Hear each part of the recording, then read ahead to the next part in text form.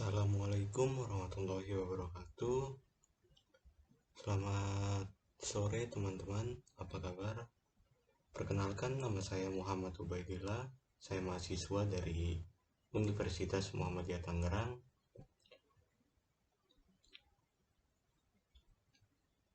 Pada kesempatan kali ini, saya akan menjelaskan atau mempresentasikan tentang sejarah fotografi. Kamera berasal dari kata camera yang berarti ruang atau kotak. Camera obscura berarti kotak gelap, tidak tembus sinar. Kamera foto yang paling sederhana dapat dibentuk oleh sebuah lubang kotak kedap sinar dengan sebuah lubang kecil sebesar jarum. Biasa disebut pinhole kamera. Sebelum menjadi kamera digital, kamera dulunya sangat berbeda. Nenek moyangnya adalah kamera obscura. Penemu prinsip kamera adalah Abu Ali Al-Hasan Ibnu Al-Haytham atau dikenal dengan Al-Hazen. Dia adalah ilmuwan asal Basra, Irak. Al-Hazen disebut juga sebagai bapak optik modern. Tidak hanya itu, dia juga orang pertama kali yang mempelajari cara kerja mata untuk melihat. Pada abad ke-10, Al-Hazen membuat kamera pertama yang disebut kamera obscura. Obscura sendiri berasal dari bahasa Latin yang artinya the dark chamber, yang artinya ruang gelap. Kamera obscura disebut juga kamera lubang jarum. Benda itu dapat menunjukkan bagaimana cahaya bisa digunakan untuk memproyeksikan gambar pada permukaan datar. Jenis-jenis kamera berdasarkan sistem pengamatan. Kamera non-refleks adalah kamera yang tidak menggunakan cermin putar, antara lain kamera langsung. Contohnya Polaroid dan kamera kompak. Kamera refleks adalah kamera yang menggunakan cermin putar untuk memantulkan objek gambar pada bidang pengamatannya. Yang termaksud kamera refleks adalah kamera SLR atau RLT dan kamera TLR.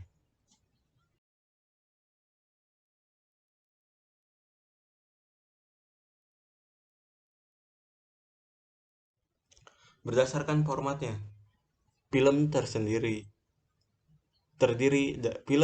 dari film negatif dan positif. Kedua jenis film tersebut mempunyai ukuran yang berbeda-beda atau dinamakan format film. Format film disesuaikan dengan jenis kamera yang digunakan. Kamera format 3,5 mm. Kamera ini menggunakan film dengan format 3,35 mm per 135 mm. Di antara jenis kamera dengan format ini adalah kamera pocket, kamera SLR, kamera format medium. Kamera ini menggunakan film 120 mm. Umumnya digunakan untuk memotret objek orang, potret atau foto model. Kamera format besar. Kamera format besar biasa disebut view kamera. Kamera ini menggunakan film 4x5 inci atau 8x10 inci. Umumnya digunakan untuk pemotretan studio yang memiliki bukaan diafragma yang kecil. Akibatnya kamera ini mampu menambah ruang tajam gambar sehingga detail gambar semakin membaik. Semakin besar format kamera, semakin baik kemampuannya untuk menyempurnakan gambar. Semakin besar format film, semakin besar kemampuannya untuk menghasilkan gambar yang baik jika dilakukan pembesaran gambar langsung pada lensa utama kamera. Proyeksi gambar terbalik dari objek benda yang dibidik. Umumnya kamera ini digunakan untuk memotret still life di studio karena dapat menyempurnakan perspektif dan menambah ruang tajam. Yang kedua, viewfinder kamera. Pembidikan kamera ini dilakukan secara horizontal dan tidak langsung pada lensa utama, tapi melalui jendela bidik ke objek yang akan dipotret. Penentu jarak fokus dibantu oleh sebuah lensa. kecil yang berada di samping pengamat. Bidikan sehingga menimbulkan bayangan. Jika gelang pengatur jarak diputar, bayangannya akan bergerak sampai bersatu dengan objek yang akan dipotret. Lensa utama kamera ini tidak bisa ditukar. Single line reflex. Pembidikan kamera ini dilakukan secara horizontal dan berpandangan langsung dengan lensa utama. Lensa berfungsi untuk meneruskan bayangan ke objek pembidik dan meneruskan bayangan objek ke film. Apabila tombol pelepas ditekan, cermin akan terangkat ke atas sehingga tidak menghalangi objek ke dalam film. Lensa kamera ini dapat dibuka dan diganti dengan lensa lain. Twin lens reflex. Pembidikan kamera ini dilakukan secara vertikal pada bagian atas lensa dan tidak langsung ke lensa utama. Lensa bagian atas berfungsi untuk menangkap objek yang dipantulkan, sedangkan lensa bagian bawah berfungsi menangkap objek yang diteruskan ke film. Kedua lensa bergerak bersama-sama sampai objek yang akan dipotret tampak menyatu. Kamera refleks lensa tunggal. Mengapa kita menggunakan kamera RLT? Karena kamera jenis ini lebih populer digunakan khususnya pekerja fotografi lapangan. Kamera ini menggunakan lensa yang sama untuk membidik dan merekam gambar pada film. Pandangan yang kita lihat di jendela pembidik adalah gambar foto yang kita peroleh pada film. Cara kerja kamera RLT diawali dengan masuknya cahaya melalui lensa. Cahaya dipantulkan ke kaca pembidik, ke pentaprisma yang berada di puncak kamera, kemudian membalik dan meneruskan gambar tersebut ke jendela pembidik, sehingga mata kita bisa melihat pemandangan yang ditangkap oleh lensa. Fokus tidak hanya objek akan terlihat pada layar. Pada saat tombol pelepas rana ditekan, secara otomatis cermin pembalik terangkat.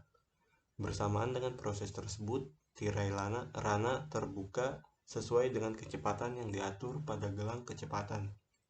Di belakang tirai rana inilah film dibentangkan sehingga cahaya yang masuk akan mengenai film. Setelah cahaya mengenai film, tirai rana menutup kembali, cermin pembalik turun seperti keadaan semula sehingga fotografer bisa mempersiapkan pengambilan foto berikutnya. Panel kamera SLR atau RLT dan fungsinya.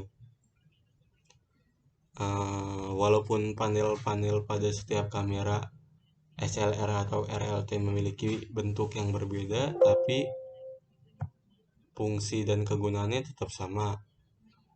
Panel-panel tersebut diantara lain, yang pertama badan kamera atau bodi kamera berfungsi sebagai kotak kedap.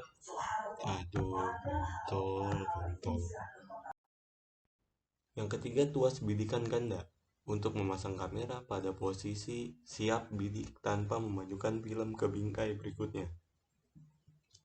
Alat ini digunakan untuk melakukan pemotretan pada bingkai yang sama lebih dari satu kali. Umumnya alat ini dipakai bersamaan dengan pengukangan film. 4. Gelang kecepatan rana. Shutter speed ring berfungsi untuk mengatur waktu lamanya cahaya yang masuk ke dalam kamera, kemudian mengenai emulsi film. Gelang kecepatan rana ditandai dengan angka 1, 2, 4, 8, 15, 30, 60, 125, 200, 500, 2000. Bahkan untuk model yang lebih terbaru bisa sampai 4000. Jika gelang kecepatan menunjukkan angka 60, artinya kecepatan tirai rana untuk meloloskan cahaya adalah 1/60 detik. Yang kelima, gelang kecepatan film ASA atau ISO, film speed ring.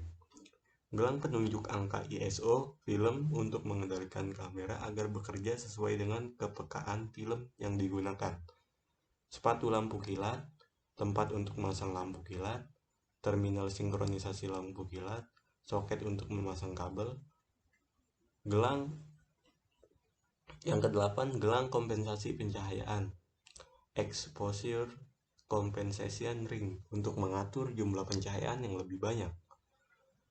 Yang kesembilan, tuas menggulung balik, film rewind frame untuk menggulung film kembali ke dalam selongsongnya. Yang ke-10, kunci pelapas lensa, lens release button, tombol untuk memasang atau melepas lensa. Yang ke-12, tombol pengontrol ruang tajam, depth of field preview lever, untuk mengetahui ruang tajam yang dapat direkam oleh kamera. 13, penangguh waktu.